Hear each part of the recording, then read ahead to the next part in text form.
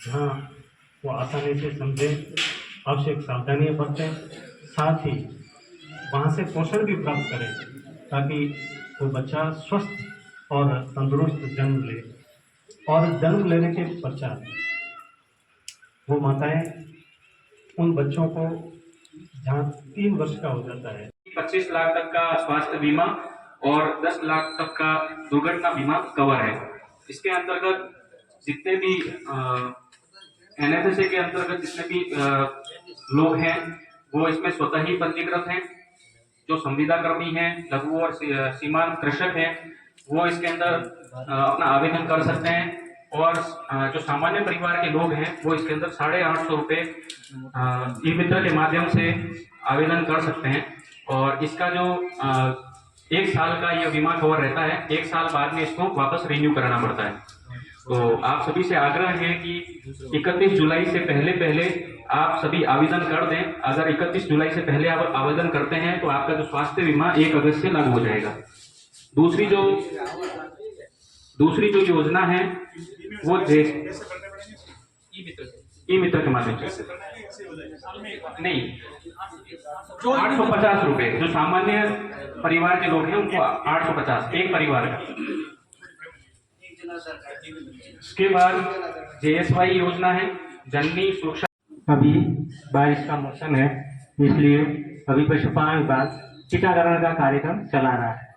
तो उसमें ये ग्राम पंचायत पूरण में हमारा कर्मचारी श्री रामचंद्र जी यहाँ लगे हुए हैं, पशु चिकित्सा उपकेंद्र स्वीकृत है दर्शक है। उसके साथ साथ अपने छोटे भेड़ बकरी में भी एक छोटी माता तक बीमारी आती है, उस बीमारी हेतु भी आपको उसके जो फ्रॉक होता है, फ्रॉक का एक या मेल का आप पैकिंग करवा के उसका भी रजिस्ट्रेशन। सीमांत एससी एसटी को 48,000 रुपये अनुदान दिया जाता है। और इसमें मैक्सिमम आपको 400 मीटर, मिनिमम 400 मीटर पर आपको देखने में भी इजी रहेगा। अपना स्टाफ यहीं पे काम करेगा, वहाँ का स्टाफ और हमारा स्टाफ मिल के जाने वाला सब देखे तो जाकर सप्लाई चल। हमारे बूस्टिंग स्टेशन है उससे सप्लाई। उसके अलावा यहाँ पे नर्मदा का पंप हाउस है, उसके द्वारा भी जो है सप्लाई दी जाती है। और जल जीवन मिशन के तहत यहाँ पे कार्य प्रगतिरत है, चल रहा है, जो कि परियोजना विभाग जो है सांचौर और उनके द्वारा किया जा रहा है। और इसके अलावा डेढ़ी और पूरण वो हमारी 2 स्कीमें हैं। वो कोई ऐसा हमारे बीच में हो जिसको पेंशन नहीं मिल रही है, किसी कारण से नहीं आ रही है या फिंगरप्रिंट उसके नहीं आ रहे हैं, तो आप उसको पंचायत समिति भेज सकते हैं। पंचायत समिति में ओटीपी के माध्यम से और फेस ऐप के माध्यम से हम उनको जो है कि पेंशन चालू करा सकते हैं। ये बात थी सामाजिक सुरक्षा पेंशन योजना की। दूसरी बात मैं कर, अभी मानसून का समय चल रहा है, मानसून के समय में बारिश हो रही है। इस समय जो वृक्षारोपण का कार्य है वो सभी विभागों के द्वारा लिया गया है। पंचायत राज विभाग और ग्राम पंचायत भी जो है कि गाँव में प्लांटेशन का काम कर रही है।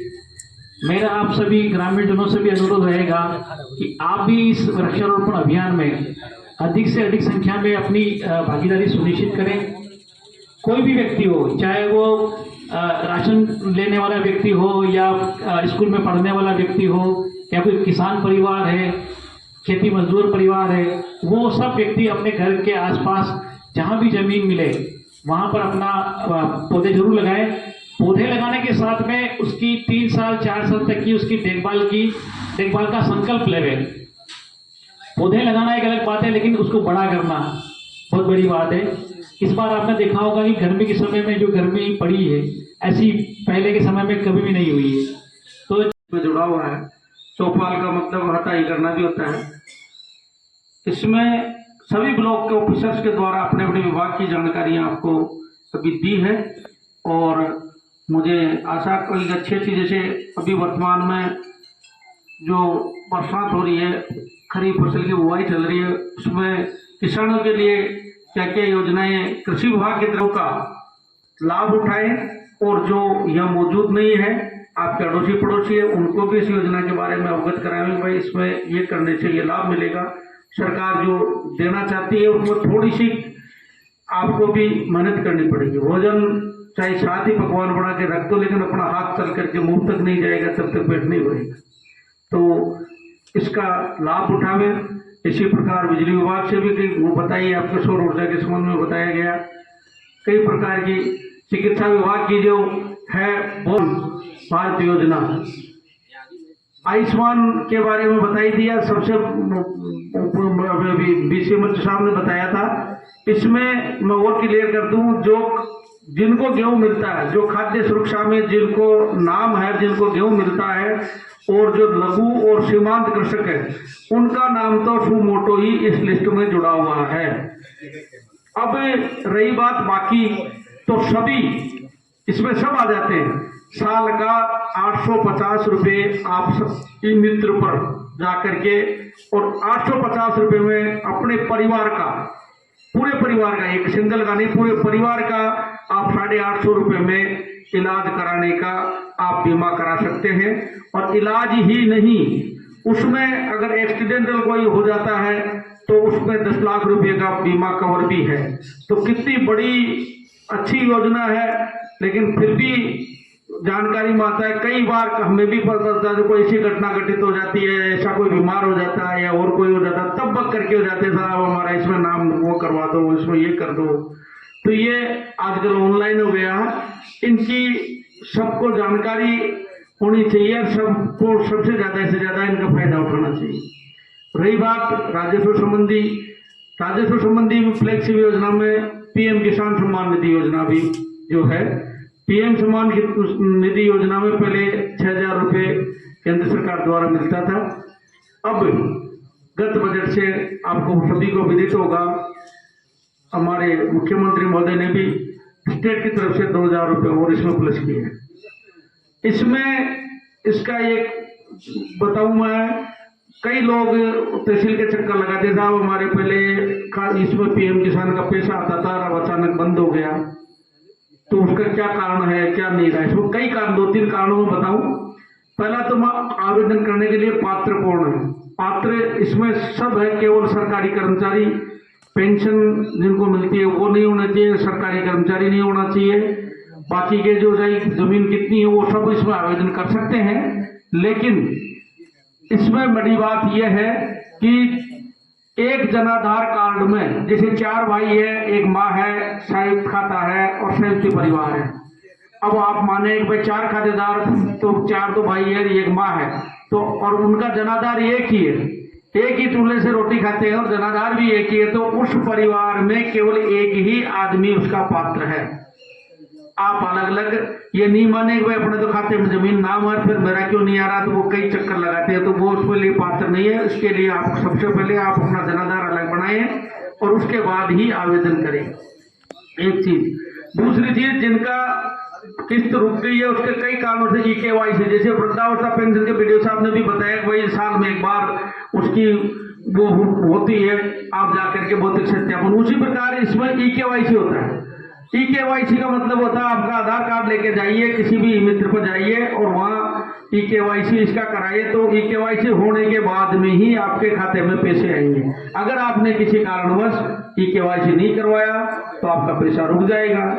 और मैं आपसे निवेदन करूं, मैं चुनाव के टाइम में पहली बार इस ग्राम पंचायत के अंदर सरपंच साहब, SDM साहब और हम साथ घूमे थे, तब देखा था यहाँ मुझे लगा कि सबसे ज्यादा प्रवासी, बहुत ज्यादा प्रवासी है।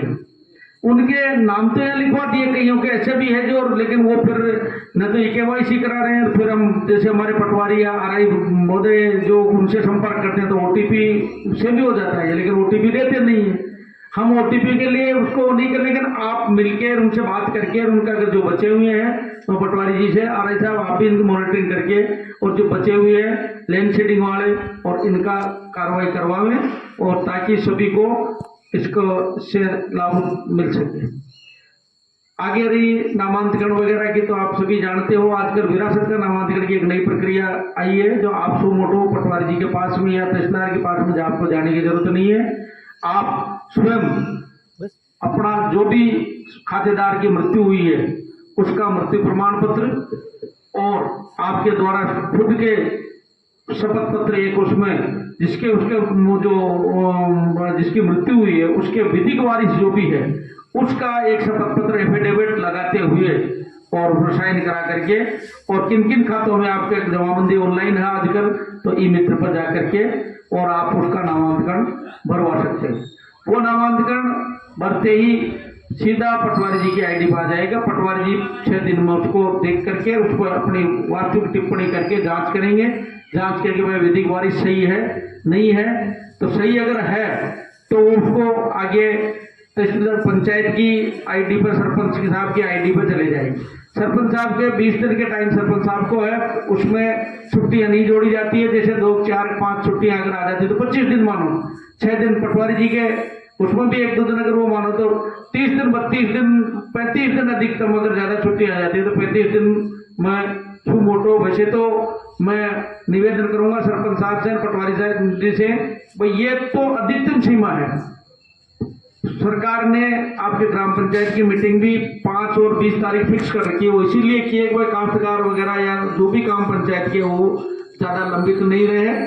जैसे 30 तारीख या 1, 2 या 3 तारीख को हुआ है तो वो जैसे पटवारी जी भी तत्काल उसको 5 दिन का वेट नहीं करेंगे, ये नहीं करेंगे भाई अभी तो 3 दिन पहले यार अपन 7 तारीख को करेंगे, तो 20 तारीख तक वो घूमता रहेगा। करना अपन को ये अगर सही है तो जांच करो, उसको आगे फॉरवर्ड करो। अगर नहीं करता तो फिर वो 30-35 दिन इसलिए लगते हैं। लेकिन फिर भी अधिकतर 35 दिन अगर होने के बाद में फिर भी पंचायत के या सरपंच साहब के द्वारा उसको नहीं किया जाता तो वो सीधा तहसीलदार की आईडी पर आ जाता है। हम उसकी वो टिप्पणी देख करके फिर लास्ट वेरिफिकेशन कर देते हैं, वो लोग हो जाता है। और लोग होते ही आपका जो भी है, आप जो भी लेना चाहें केसीसी वगैरह, आपका नामांकन खुल गया। ऑटोमेटिक ज्यादा आपको चक्कर लगाने की जरूरत नहीं। विक्रय पत्र की तो आजकल आपको पता है सीधा इधर तो विक्रय पत्र होता है, उधर सुमोटो नामांकन हो जाता है। इसके अलावा और भी कोई आप रेवन्यू संबंधी कोई समस्या, जैसे बंटवारा है, सहमति बंटवारा का मतलब ये है, वैसे तो बंटवारा का होते ही अमल हम करते हैं। अभी एक एप्लीकेशन भी आई थी, मैंने उनको निवेदन भी किया था, मैंने देखा उसमें तहसीलदार के सक्षम अधिकारी का आदेश नहीं है, कोई बंटवारा है ये अधिकारी है। नहीं, ये आप पीएचडी से हैं, प्रोजेक्ट जो जेजेएम का काम कर रहे हैं वो प्रोजेक्ट नर्मदा वाले कर रहे हैं, तो वो उनका कहना ये है अगर आप लिखित में देंगे तो वो नर्मदा प्रोजेक्ट वालों से बात करेंगे। ये कहना चाहते आपको निवेदन करूं, नर्मदा एक ऐसी बीमारी है वास्तव में फायदा नहीं, तो अब इनको तो कहते हैं, लेकिन अब ये भी कहेंगे रिटर्न में तो वो इनको मार्फत वहां भेजेंगे साहब ये समस्या चौपाल में आई, इनका कथन ये है। सर पानी भी जो छोड़ते हैं, ये तो ये बड़ी की बात है, जब पानी भी छोड़ते हैं ना तो इनको पूरा सिस्टम क्या है, जो एक आदमी को बंदे को लगाए वो सामने वाले को 2000 में देता, 2000 में 500 में देता, 500 में 700, और जो पीछे वाला यहाँ गाँव का जो लोकल आदमी काम करता है उसकी इच्छा होगी तो छोड़ देगा। वो कहते साहब भाई तो मेरी इच्छा नहीं है, उसको कौन डील करता है? आप कुछ तो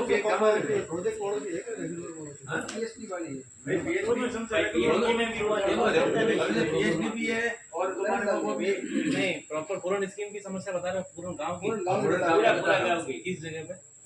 पूरे गांव में पूरे गांव के बाद नहीं, पूरे गांव में एक ही लड़का लगा। हाँ लड़का बताओ, हाँ, आप पूछो एसडीएम साहब के बाद उसको पूछो, मुझे मत बोलो कब छोड़ रहा है, कब ये गर्मी के मौसम में कब उसने छोड़ा है, आप पूछो। नहीं काम छोड़ा आप मुझे उसको पूछो ना, काम छोड़ा। आप तो इस तरीके से धमकी हम काम दे रहे हो कि जैसे हम लोग आपकी बात को दबा दे या पूरा गर्मी के मौसम में हमारे साथ एसडीएम साहब ये दोनों प्रोजेक्ट का पानी मिलता है, वाटर रक्षा भी पानी है और धर्मदा भी। अब छोड़ने की जो लापरवाही से हम लोग मर रहे, पानी दोनों जगह है। अब इनको जहाँ बात में करें कुछ नहीं कर सकता, वो तो गया शादी में, वो तो मैं तो गया बाहर में, तू एक काम में बंदा तू छोड़ देना, वो बाहर निकल दे।